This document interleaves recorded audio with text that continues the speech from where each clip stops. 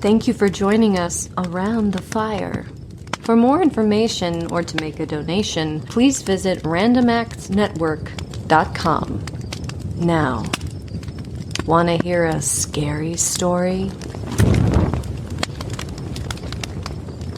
Timothy was deeply asleep when his buddy shook him awake, standing over him in the bottom bunk. He looked at his watch. It was shortly after 3 a.m. But at scout camp, you couldn't go anywhere without a buddy. If Timothy's buddy had to go to the bathroom, they both went together. He climbed out of bed and pulled his boots over his pajama bottoms. Grabbing his lantern, he followed his buddy out of the cabin and into the cold, rainy night.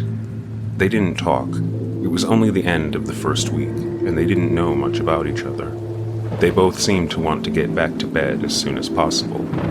Timothy waited under the awning, shivering, for several minutes. He kicked open the door and yelled inside, but his buddy didn't answer.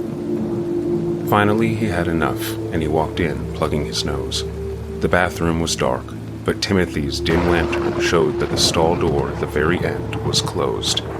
He yelled out, but once again, nothing. Timothy walked slowly to the end of the bathroom, jumping with a clash of thunder, and knocked on the stall door. He called his buddy's name, but there was no response. Timothy pushed on the door, but it was locked. Frustrated, he began to get down on his knees to look under the door, when finally he heard his buddy's voice. "Almost done," he said quietly. Timothy fetched his lantern and walked back to the bathroom door, opening it up to breathe in the damp air from outside. He asked his buddy to hurry up and stepped back into the night. But several more minutes passed, and he still didn't come outside.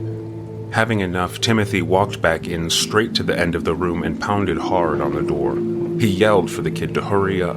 How much sleep was he supposed to lose for this? The buddy was silent. Probably embarrassed, Timothy thought. Or maybe he fell asleep on the toilet. He warned him that he was going to look under the door if he didn't get a response. And hearing nothing, he did.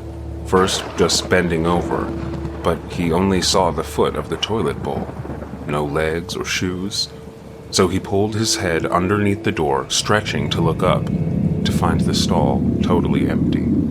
He climbed to his feet, turning around to unlatch the door, but it wasn't even locked. It had to be a prank, he thought, so he left the stall, forcing open the doors on the rest of the toilets. But the entire bathroom was empty, and there wasn't any way out except the door that Timothy stood right by the entire time. He pinched himself, but it wasn't a dream. "This is stupid. I'm going back," he said. "Screw the buddy system." With a flicker, his lantern went out, and he stood there, frozen in the darkness, when from the last stall at the end he heard, "I'm not your buddy." Lightning flashed, and Timothy swore he saw the shape of a person. He sprinted from the bathroom, slipping and soaking himself with mud, and making it back to the cabin, he made no effort not to wake the others. He pulled the chain, and the light bulb hanging from the ceiling came to life. The only empty bed was his own. The others were a mix of confused and annoyed, and a few continued sleeping. Timothy decided he didn't want to talk about it, so he took off his wet clothes, climbed into bed, and stared at the ceiling until it was time for breakfast. He asked his buddy about it as soon as he could in the morning, but the boy insisted he never woke him up the night before.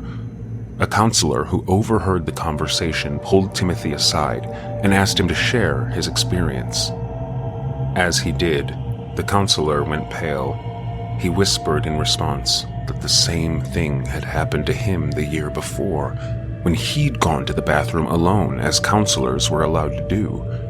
And then he stopped himself, seeming to choke. But Timothy could tell there was something he wasn't saying. He prodded, and at first his elder wouldn't budge, but finally he relented, though he asked Timothy not to tell the others for fear of scaring them. It was opening week, 10 years ago, when a camper killed himself in the very last stall.